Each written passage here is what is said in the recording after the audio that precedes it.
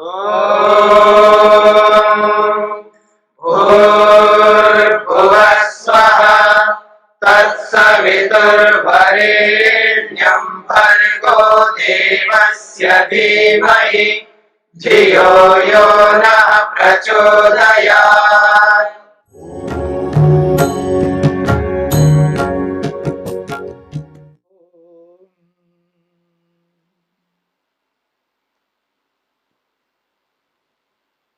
योग दर्शन के तृतीय पाद यानी विभूति पाद के 17वें सूत्र को लेकर के हम विचार कर रहे हैं। शब्द, अर्थ यानी वस्तु और ज्ञान, इन तीन बातों को लेकर के। इन तीनों में संयम करने से योगी को प्राणी मात्र की जो बोलियां हैं, उनके जो उच्चारण हैं, उच्चारण में वो क्या बोल रहे हैं प्राणी, उसका बोध योगी को होता है। इस बात को समझाने के लिए सूत्र है और इस सूत्र की विस्तार से व्याख्या करते हुए महर्षि वेदव्यास ने शब्द क्या होता है, अर्थ क्या होता है और ज्ञान क्या होता है, इसको समझाने का प्रयत्न किया है।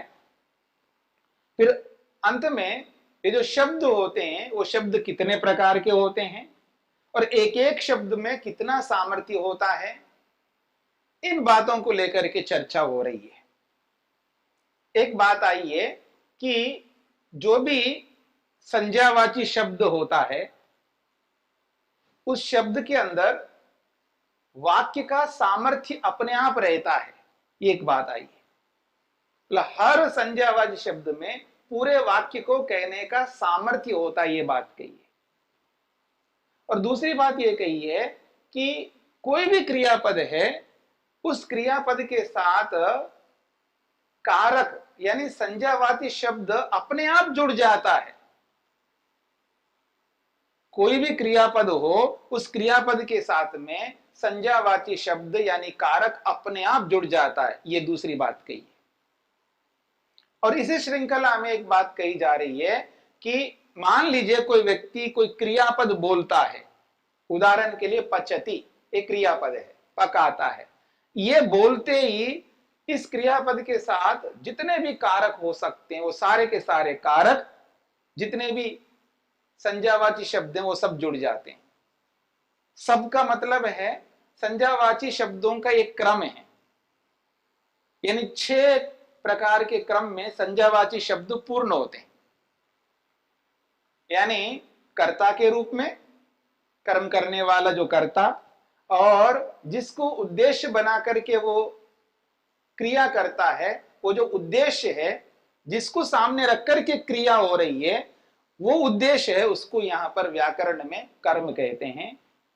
और वो जो क्रिया करता है उस क्रिया को किसी के माध्यम से करता है, उस माध्यम को करण कहते हैं, साधन कहते हैं। और जिसके लिए वो क्रिया करता है, जिसके लिए उसको संप्रदान कहते हैं। और जो क्रिया होती है वो क्रिया किसी न किसी को अलग करती है कहीं ना कहीं से, क्योंकि क्रिया ऐसे नहीं होती है, क्रिया जो है किसी न किसी को अलग करती है। तो जिससे वो अलग हो रहा है तो वो अपादान कहते हैं। और वो क्रिया जहां पर हो रही होती है वो किसी ना किसी बेस आधार पर वो क्रिया हो रही होती, उस आधार को यहाँ पर अधिकरण शब्द से कहते हैं। तो ये 6 कारक होते हैं, 6 कारक।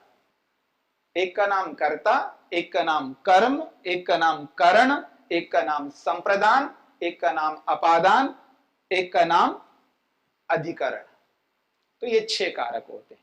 और इन 6 कारकों को जोड़ने के लिए कोई ना कोई एक और ऐसा होता है जिसका नाम है संबंध। गौण रूप में संबंध भी यहां पर जुड़ जाता है, उसको संबंध कारक भी कहते हैं, उसको षष्ठी भी कहते हैं। और जब इन सबके साथ में कोई ऐसा भी एक जुड़ जाता है जिसको हम संबोधन कहते हैं, संबोधन। और एक और भी जुड़ जाता है जिसको हम प्रयोजक कहते हैं, हेतु कहते हैं। क्योंकि कोई ना कोई प्रयोजक भी होता है। आज हम किसी कर्म को करते हैं, उस कर्म को प्रेरित करने वाला कोई ना कोई होता है हमारे जीवन में, चाहे वो माँ हो, चाहे वो पिता हो, चाहे वो गुरु आचार्य हो, चाहे वो मित्र हो या कोई भी बड़ा व्यक्ति हो, कोई ना कोई किसी ना किसी को प्रेरित करता है, उसका नाम है प्रेरक। उसको हेतु कहते हैं व्याकरण की भाषा में, उसको हेतु कर्ता कहते हैं, प्रयोजक कर्ता कहते हैं। तो ये सारे के सारे जुड़ जाते हैं, लेकिन मुख्य रूप से 6 कारक है। इन 6 कारकों के साथ में ये 3 भी जुड़ जाते हैं। एक संबोधन के रूप में उसको संबोधन कारक बोल देते हैं, एक संबंध के रूप में उसको षष्ठी कारक बोल देते हैं, एक प्रयोजक कारक बोल देते हैं। तो इस प्रकार से ये सब जुड़ जाते हैं, लेकिन मुख्य रूप से 6 कारक होते हैं। तो ये सारे के सारे कारक जो है एक क्रियापद के साथ अपने आप जुड़ जाते हैं, और जहां जिसकी जैसी आवश्यकता हो उसका प्रयोग किया जाता है।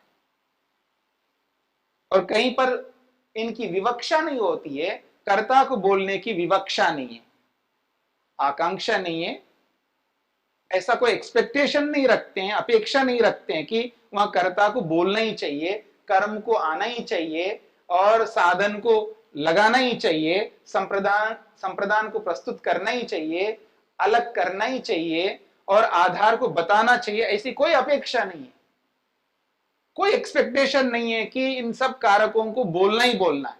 तो वहां केवल क्रिया बोली जाती है, पचती, बस इतना ही बोल दिया तो अपने आप कारक अंडरस्टूड हो जाते हैं। वो जो जिसको जहां जिसकी आवश्यकता है उसको लगा लेता है। ये व्याकरण की एक बहुत अच्छी प्रक्रिया है, परंपरा है। इसके थ्रू, इसके माध्यम से बहुत सारी जानकारी होती है। तो वही बात यहां पर कही गई है।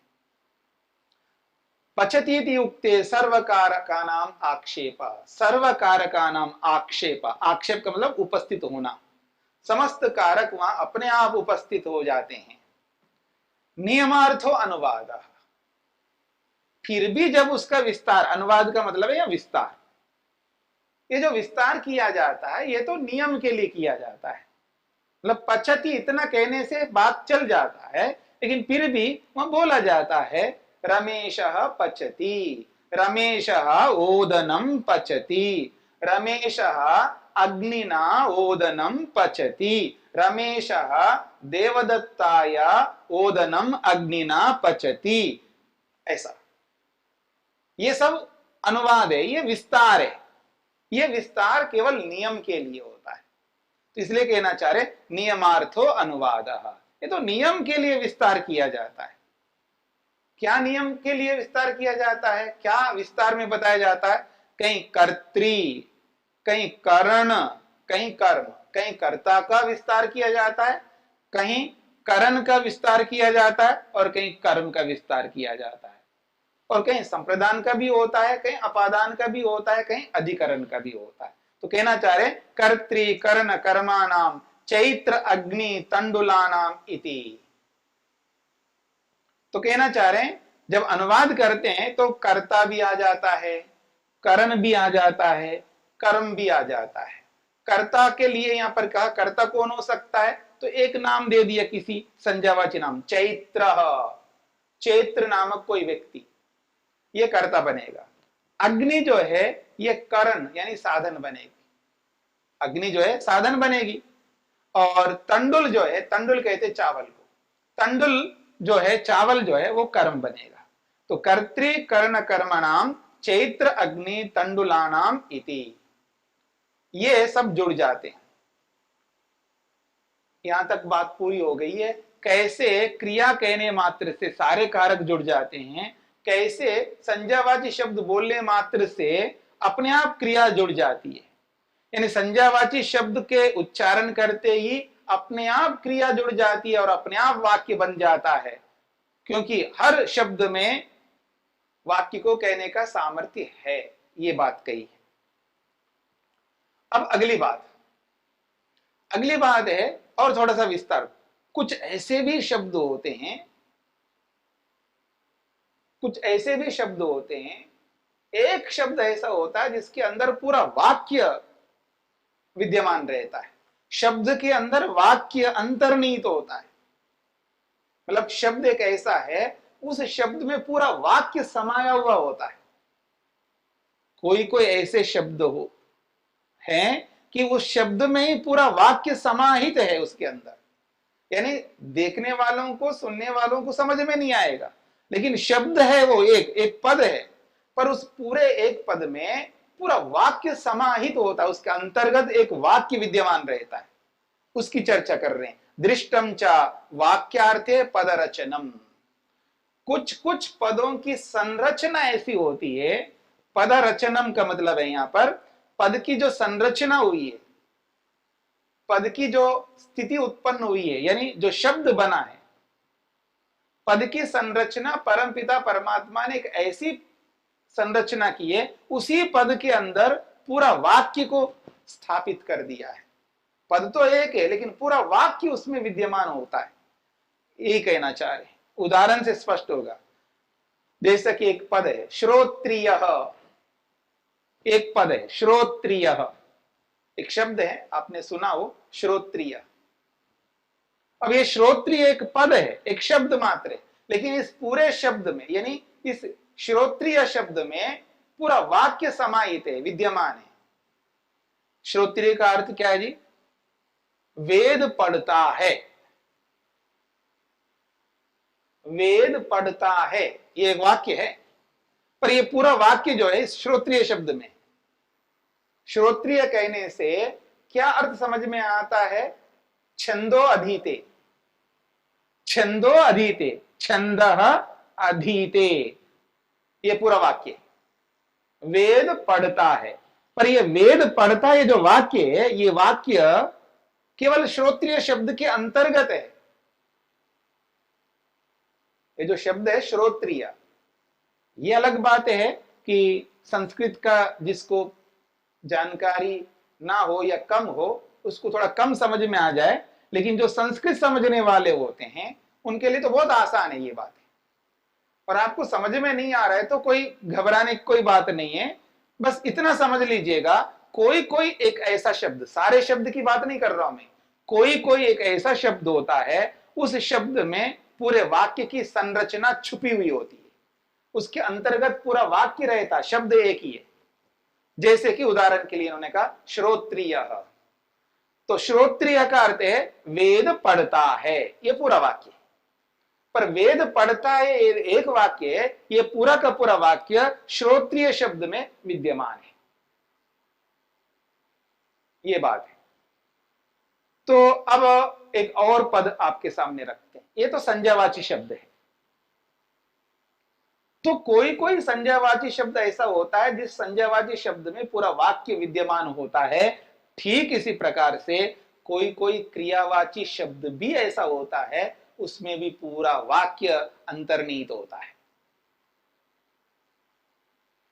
मतलब क्रियावाची शब्द है, पर उस क्रियावाची शब्द में इतना सामर्थ्य है कि उस क्रियावाची शब्द में पूरा वाक्य समाहित रहता है, उसके अंदर वाक्य छुपा हुआ रहता। पद एक है, शब्द एक है, वाक्य उस शब्द में छुपा हुआ है।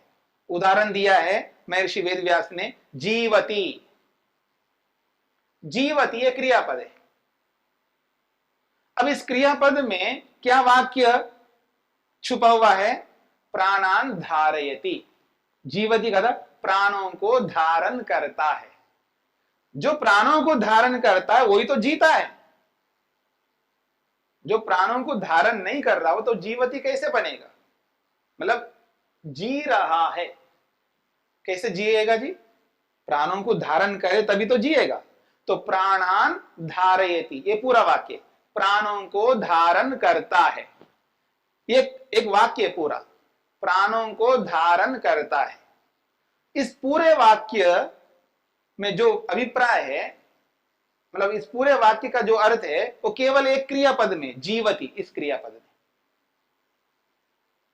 तो ये कहना चाहते हैं महर्षि वेदव्यास कि जीवती इस क्रियापद में पूरा वाक्य विद्यमान है। जीवती का अर्थ है प्राणों को धारण करता है।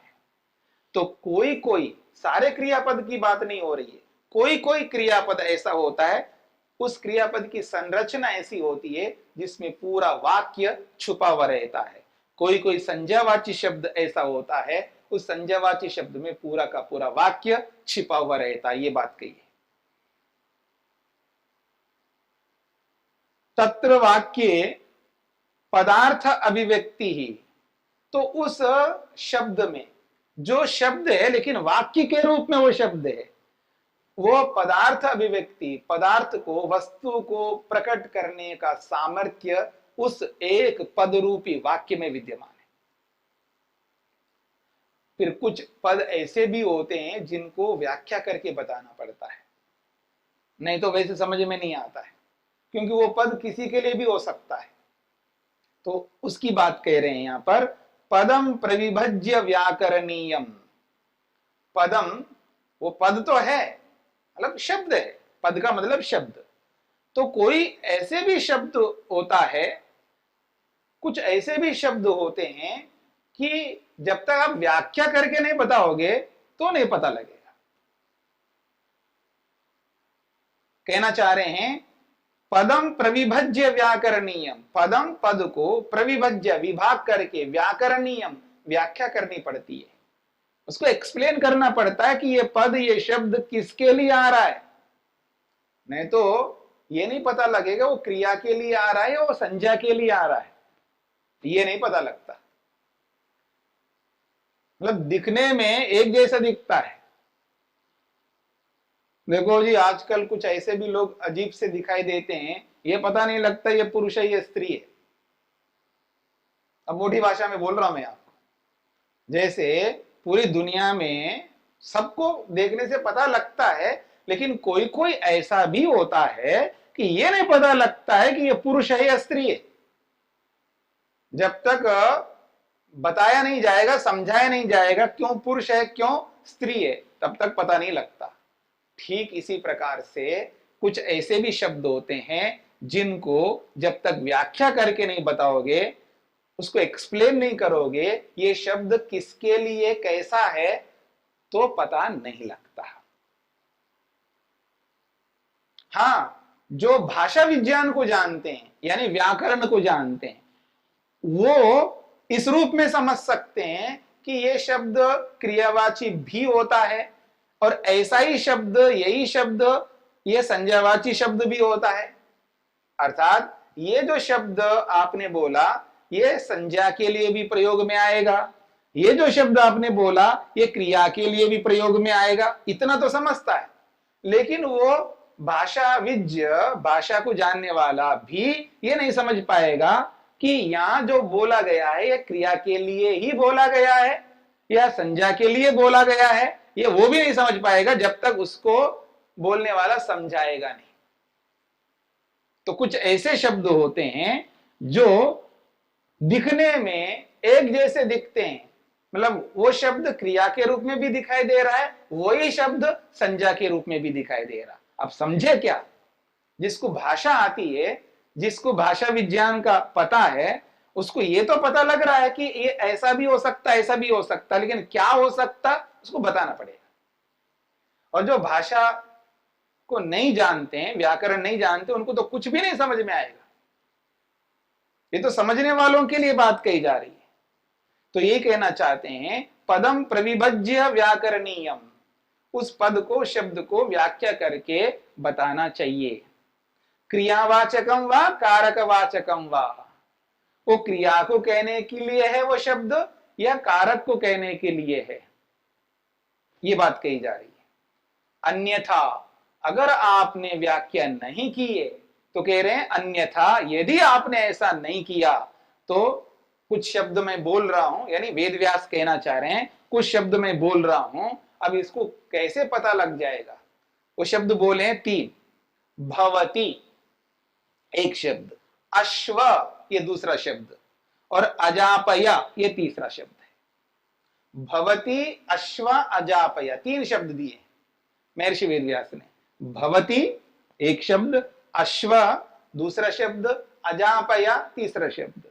इत्येवमादिश, इसी प्रकार के बहुत सारे कुछ ऐसे शब्द आएंगे, ये नहीं पता लगता। नाम आख्यात सारूप्यात अनिर्ज्ञातम, नाम आख्यात सारूप्यात, सारूप्य कहते हैं समानता को, सदृशता को, एक जैसेपन को। नाम कहते हैं संज्ञावाची को और आख्यात कहते हैं क्रियावाची को। तो कह रहे हैं नाम आख्यात सारूप्यात, संज्ञावाची क्रियावाची इन दोनों में वो समान दिखाई देने से, दोनों में एक जैसा दिखा, यानी संज्ञा में भी वैसे ही दिख रहा है और क्रिया में भी वैसे दिख रहा है, तो नाम आख्यात संज्ञा और क्रिया इन दोनों में सारूप्य होने से, एक जैसा दिखाई देने के कारण से अनिर्ज्ञातम, ये नहीं पता लगता है कि आपने किसके लिए प्रयोग किया है। कथम क्रियायाम कारके वा व्याक्रियाया इति व्याक्रियेति, कहते हैं कथम क्रियायाम, कैसे इसको क्रिया में लिया जाए या कहां इसको कारक में लिया जाए। व्याक्रियेत, इसको व्याख्या करना पड़ेगा। व्याक्रियता का मतलब व्याख्या करनी पड़ेगी कि इसको कहां क्रिया में लेना चाहिए, कहां इसको संज्ञा में लेना चाहिए, कारक में लेना चाहिए। जब तक व्याख्या नहीं करेंगे तब तक पकड़ में नहीं आएगा, ये कहना चाहते हैं।